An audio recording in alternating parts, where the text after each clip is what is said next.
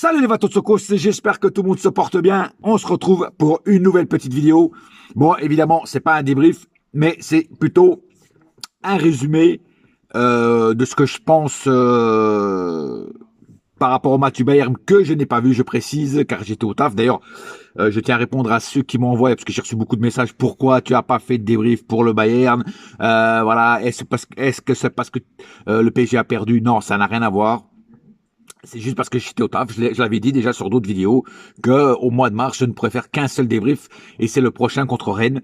Les autres, je ne pourrais pas les débriefer car je suis au taf. Oui, ma vie, c'est ne pas que YouTube. Et voilà, c'est pour ça que je peux pas faire des débriefs cette année à tous les matchs. Et vous savez très bien que le PSG gagne ou perde, je fais toujours des débriefs quand je peux. Voilà. Sur ce, revenons à nos moutons. Un PSG décevant, un PSG qui nous descend de jour en jour. Encore hier, j'ai pas vu le match contre Brest, mais on gagne à l'arraché à la dernière minute. Un Messi qui est complètement transparent ou qui s'embalèque. Un Mbappé avec des mauvaises attitudes. Voilà, et voilà, un PSG qui se cherche, un PSG qui gagne parce que ils ont des bons joueurs et donc des bonnes individualités, mais si tu regardes bien, gagner à l'arrache à la dernière minute contre une équipe de Brest sans manquer de respect à Brest, c'est plutôt honteux et laborieux. Quand tu vois des mecs, des joueurs qui sont là mais qui ne sont pas là, je veux dire, avec l'effectif qu'on a, on devrait tout écraser et malheureusement on le fait pas. Et justement, revenons au match du Bayern. Le Bayern, moi, j'avais dit que on pouvait remonter 1-0, mais apparemment les remontadas, on les subit, mais on les provoque pas. Et même 1-0, tu vois, parce qu'on peut même pas appeler ça une remontada 1-0, tu vois. C'est juste remonter un but, marquer un but, tu vois, et après gérer le match et essayer d'en mettre un deuxième pour pouvoir gagner le match, tu vois. Et malheureusement ça, on n'a même pas su le faire. Parce que le Bayern de Munich, bah, ils en marquent que 2. Tu vois ce que je veux dire?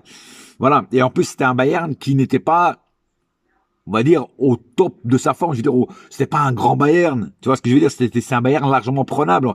J'ai déjà vu des équipes du Bayern beaucoup plus fortes que ça.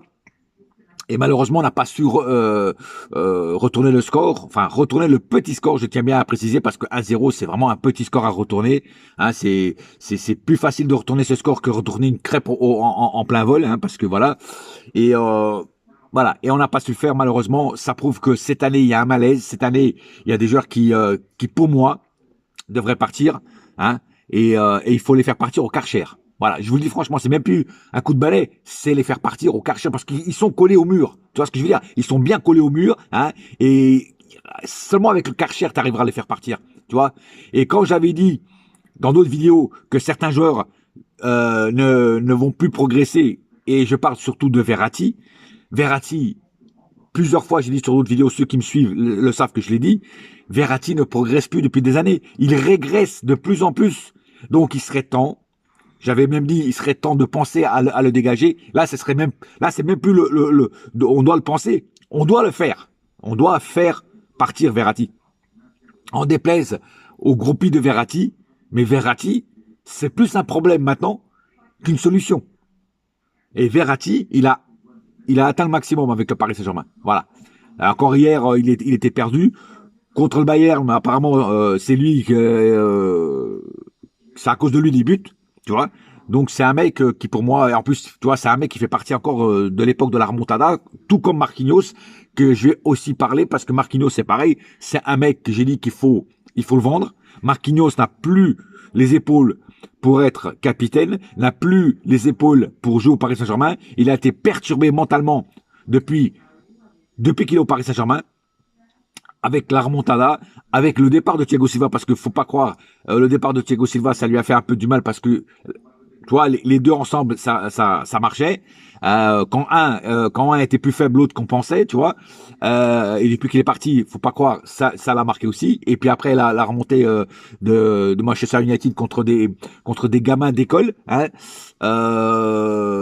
Voilà, et tout ça, ça l'a marqué. Et je pense que on ne retrouvera plus le Marquinhos qu'on a connu. Voilà. Et avec tout le respect que j'ai pour Marquinhos, merci pour tout ce que tu as fait, mais au revoir et va tenter ta chance ailleurs. Parce que Marquinhos, pour moi, n'a plus le niveau pour jouer à Paris et n'a plus, et surtout pas pour être capitaine. Et je vous dis franchement, et je le répète, pour être capitaine, il faut savoir être un chef d'orchestre. Et lui, il a perdu la baguette de chef d'orchestre. Et pour moi, le meilleur candidat pour être euh, capitaine aujourd'hui du Paris Saint-Germain, alors je sais qu'il y en a plein qui veulent Kylian Mbappé, mais Kylian Mbappé, tu vois, par exemple, hier encore, il a eu une attitude un peu négative, il s'est énervé.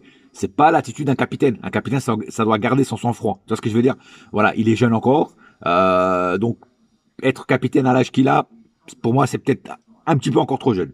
Voilà. Pour moi, le meilleur candidat, à ce moment-là, un mec qui n'a jamais déçu depuis le début qu'il est arrivé à Paris. Et pourtant, Dieu sait qu'il a été critiqué parce que pour son manque de technique, c'est Danilo. Et je dis pas ça parce que c'est mon compatriote, mais c'est le mec qui te remet en place n'importe quelle star, des Messi, il gueule sur Ronaldo, frère. Quand il est en sélection portugaise, il gueule sur Ronaldo, il gueule sur tout le monde. Il a peur de personne. C'est un mec qui a peur de personne. Donc, lui, que tu t'appelles Messi ou John Rambo, le mec, il va te sortir la calache et il va tout allumer, frère. Et pour moi, c'est le meilleur candidat. Il a été capitaine à Porto. C'est pas n'importe qui est capitaine à Porto. Je l'ai déjà dit, je le répète. Quand tu es capitaine dans une équipe comme Porto, qui est une équipe qui est quand même aussi de haut niveau, même si j'aime pas Porto. Porto pour moi c'est le Marseille portugais. Moi je serais plutôt encore une fois pour une équipe qui a un maillot rouge d'origine, comme le Paris Saint-Germain. C'est Benfica, voilà. Et donc, mais pour moi, Danilo reste le meilleur candidat pour être le capitaine du Paris Saint-Germain.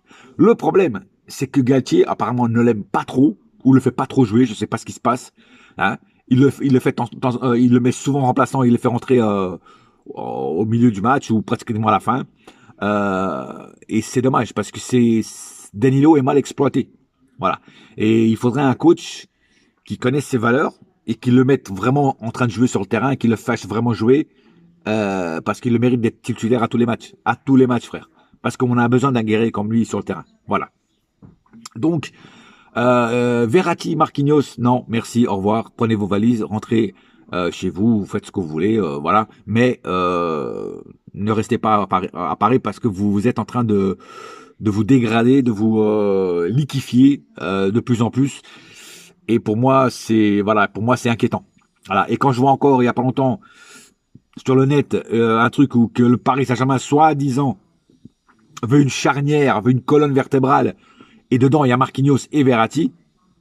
Il y a aussi Donnarumma, il y a aussi Nuno Mendes, il y a Mbappé. Alors Mbappé, je suis d'accord. Nuno Mendes, je suis d'accord.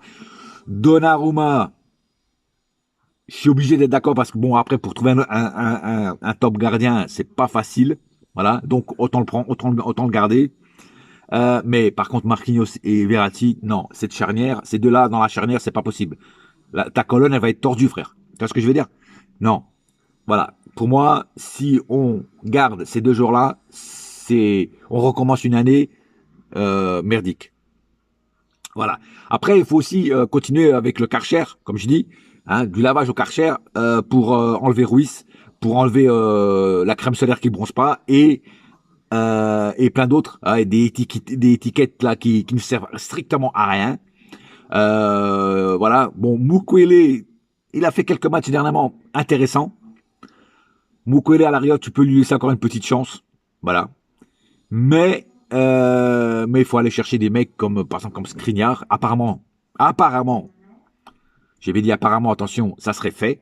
Il a déjà signé un pré-contrat. Mais le problème, c'est que Skriniar, c'est un bon joueur et tout. Mais le mec, il va arriver à Paris. Eh ben, ça se trouve, il va devenir comme les autres. Il va commencer à être moins bon, à être truc parce que les autres sont moins bons. De toute façon, quand 2-3 joueurs ou 3-4 joueurs sont moins bons dans ton équipe, toi-même, tu es obligé d'être moins bon aussi. Tu vois ce que je veux dire? Tu te mets au niveau 2. Voilà. Et quand tu as des joueurs comme Messi, tout ça, qui sont moins bons, en fait, tu te dis, mais merde, eux, c'est un Messi, c'est un Mbappé, c'est un Neymar, ils sont moins bons, pourquoi je me casserais le cul à être plus bon quand ces trois-là, qui gagnent des millions, qui gagnent une fortune, n'en foutent pas une. Tu vois? Et après, faut pas venir me dire, ouais, mais les mecs, personne leur donne des ballons et je sais pas quoi et tout. C'est pas une question de leur donner des ballons ou pas. tu vois leur attitude sur le terrain. Les mecs, ils perdent le ballon, ils essaient même pas de le récupérer. Tu vois, ils stoppent ou ils marchent. Tu vois. Hein, et je parle pas que de Messi. Tu vois. Voilà, il y a plein de joueurs comme ça. Et ces attitudes-là, tu peux pas avoir ces attitudes-là. Comme tu peux pas avoir une mentalité, hein, comme Marquinhos qui dit, oui, il faut, je sais pas quoi, de temps en temps, il faut savoir perdre, je sais pas quoi. Et puis Galtier qui en remet une couche, ouais, il faut perdre, enfin, il faut s'habituer à perdre, ou je sais pas quoi, enfin, un truc comme ça aussi, tu vois, je me rappelle pas trop bien de la phrase exacte, mais voilà, mais pour moi, c'est deux clowns, ces deux-là. C'est deux clowns. Mais de toute façon, je l'avais déjà dit en début de saison que Galtier n'avait pas les épaules pour entraîner le Paris Saint-Germain. Alors lui, il a voulu se lancer un défi pour se dire, ça se trouve, moi, je vais réussir ce que les autres n'ont pas fait, ce que Emery n'a pas fait, ce que Tuchel n'a pas fait, ce que tous les coachs qui sont passés au Paris Saint-Germain, que Pochettino n'a pas fait, tu vois. Il s'est dit, ouais, Laurent Blanc, il a fait des bons trucs, c'est un coach français, moi, je suis un coach français, je vais faire mieux que les coachs étrangers, et peut-être même encore mieux que Laurent Blanc. Le problème, c'est que le rêve est devenu un cauchemar. Voilà. C'est cauchemar à Daytona Beach, pour ceux qui connaissent le film. Mais voilà, maintenant, mais tu peux pas avoir un coach comme ça. Tant qu'on n'aura pas un coach. Alors, je sais que c'est pas une solution de changer de coach toutes les années. Mais quand tu vois que le coach lui-même est perdu, il te sort des phrases qu'il faut s'habituer à perdre. Comment tu veux gagner des matchs? Comment tu veux motiver tes troupes et tes joueurs, tes soldats, quand tu sors en conférence de presse des phrases comme ça? Tu peux pas. Voilà. Et tant que ça changera pas. Voilà. Et j'ai vu il y a pas longtemps aussi sur le net, alors je sais pas si c'est vrai, on verra bien au mercato d'été, que apparemment le PSG veut garder Campos et Galtier. Les deux. Tu vois. Ils seraient virés que si on perd le championnat. Waouh. Parce que là, si on perd le championnat, c'est grave quand même. Quoi qu'il n'est pas encore acquis le championnat. Hein. Il est loin d'être acquis. Hein. Parce que là, on va affronter des gros cylindrés, hein, des Lens, des Lyon. Même si Lyon, cette année, c'est plus le grand Lyon. Mais ça reste Lyon. Tu vois. Lens qui est une très bonne équipe. Rennes qui est une très bonne équipe. Tu vois ce que je veux dire? Les mecs, il y a encore des bons combats là hein, qui vont arriver là. Donc il faudra jouer sérieux et puis voilà et puis surtout que Messi se réveille et puis que Mbappé Mbappé lui il sauve souvent le film on va dire tu vois mais de temps en temps il a quand même aussi des lacunes. D'ailleurs on l'a vu au Bayern de Munich bon apparemment on m'a dit qu'il avait été muselé. Ok, pas de problème. Cristiano Ronaldo, je l'ai déjà vu aussi muselé et pas faire rien faire sur certains matchs. Ça arrive. C'est vrai que des mecs comme ça, t'es obligé de les museler parce qu'ils sont très dangereux. Tu vois, sur un coup de génie, sur un coup d'éclair, les mecs, ils te marquent un but, tu vois. Mais même muselé, tu vois, quand il est muselé, ça veut dire quoi? Ça veut dire qu'en fait, t'as 2 joueurs ou 3 joueurs sur lui.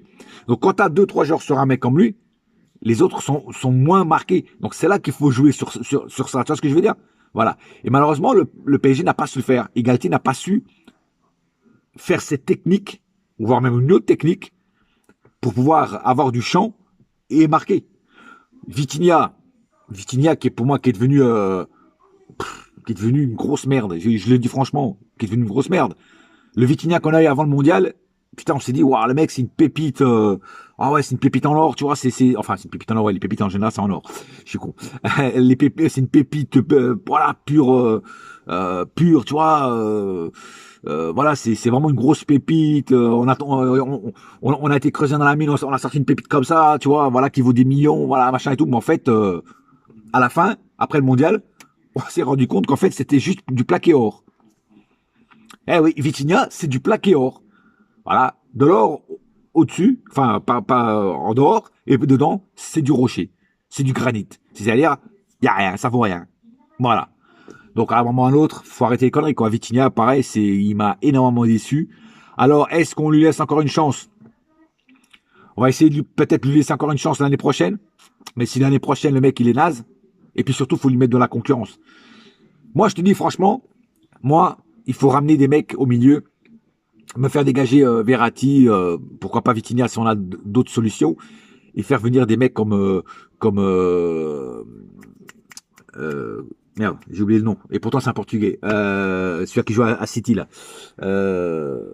Bref, vous voyez de qui je parle. Voilà. Et là j'ai un trou de mémoire, là, mais Bernardo Silva. Voilà, Bernardo Silva.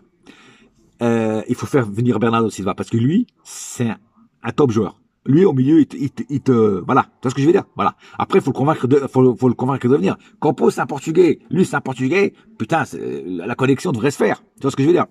Et puis, en coach, il faut faire venir un mec, un top coach. Et tant qu'on n'aura pas un top coach au Paris Saint-Germain, ça pourra pas marcher. Il faut un coach qui motive les joueurs autant sur le terrain, qui gueule sur le terrain et qui gueule dans le vestiaire. Et c'est pas grave si ça flash, si ça clash, si ça boom, si ça explose. On s'en bat les escalopes. Les joueurs doivent comprendre que c'est pas eux qui commandent au club. Et Nasser doit débrancher son téléphone. Les joueurs ne doivent plus pouvoir le contacter. Au début de saison, Nasser leur dit, écoutez, le coach est là, on a pris un top coach, faut faire ce qu'il dit. Si vous n'êtes pas content, la porte est grande ouverte. Vous résiliez votre contrat et vous partez. Mais vous ne recevez aucune indemnité. Le coach est là. S'il y a un problème, il faut parler avec le coach. Si vous vous clashez avec le coach, vous démerdez à remettre les papiers de la paix sur la table et vous arrangez avec lui. Moi, je suis aux abonnés absents. Je ne décroche plus le téléphone venant de votre part.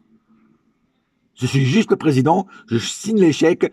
Voilà, je suis présent au stade pour voir quand je peux voir les matchs, mais ne me téléphonez plus et surtout, comptez pas sur moi pour aller vous serrer la main dans le vestiaire. Je vous serrerai la main à la fin de la saison, si la saison a été bonne, si on gagne le championnat, si on gagne la Coupe de France et pourquoi pas si on fait une bonne prestation en Ligue des Champions. Pas forcément la gagner parce que c'est une compétition qui est très dure, mais au moins aller en demi, voire même en finale. Voilà. Et c'est comme ça qu'il faut faire. Et des coachs, moi, le seul coach que pour moi je vois pour l'instant qui est dispo et qui pourrait accepter de venir à Paris, parce que faut pas se voiler la face. Des Pep Guardiola, ils sont très bien installés là-bas à City, il bougera pas. Des Jurgen Klopp, c'est pareil pour Liverpool, il est très bien installé, il ne bougera pas.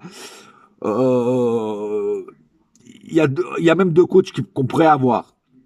Voilà. Mais un surtout, que si tu lui parles bien, si tu fais tu proposes des bons trucs et que tu le laisses recruter les joueurs que lui il veut recruter, hein, Campos et lui, il faut vraiment qu'ils s'entendent.